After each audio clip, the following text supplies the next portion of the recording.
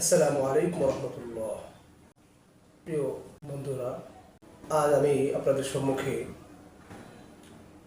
একটি জ্ঞান বৃদ্ধিমূলক ঘটনা উপস্থাপন করতে যাচ্ছি। যে ঘটনা শুনলে আশা করি আমাদের মধ্যকার জ্ঞান বৃদ্ধি পাবে।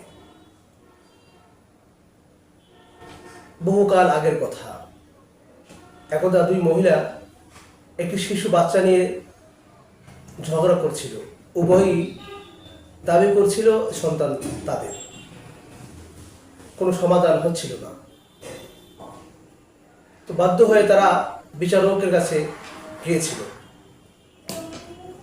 বিচারক বললেন, হে জল্লাদ, তুমি তরবারির মাধ্যমে সন্তানকে দ্বিখণ্ডিত করে দাও।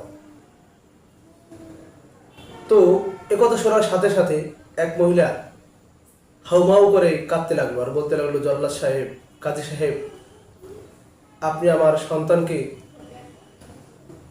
হত্যা করবেন না। অপর মহিলা একবারে খামোশ চুপচাপ বসেছিল।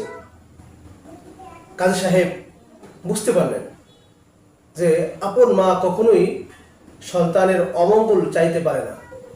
তাই যে মহিলা চুপ ছিল তাকে ব্যত্যাঘাত করে বিদায় দিলেন এবং আপন মা যিনি হাউমাউ করে কেঁদে উঠল তাকে ওই সন্তানকে দিয়ে দিলেন। তো এর থেকে আমরা শিখতে পারি যে প্রকৃত মা যিনি, আপন মা যিনি হন, তিনি সন্তানের প্রতি এত স্নেহশীল, এত দয়াবান, এত মায়া তার মধ্যে, সে কখনোই তার সন্তানের অমঙ্গল চাইতে পারে না। এজন্যই পয়গম্বর আরবি সাল্লাল্লাহু আলাইহি সাল্লাম বলেছেন, মায়েদের পায়ের তলে সন্তানের বেহেশত। আল্লাহ তাআলা আমাদেরকে মায়ের খেদমত করার তৌফিক দান করেন।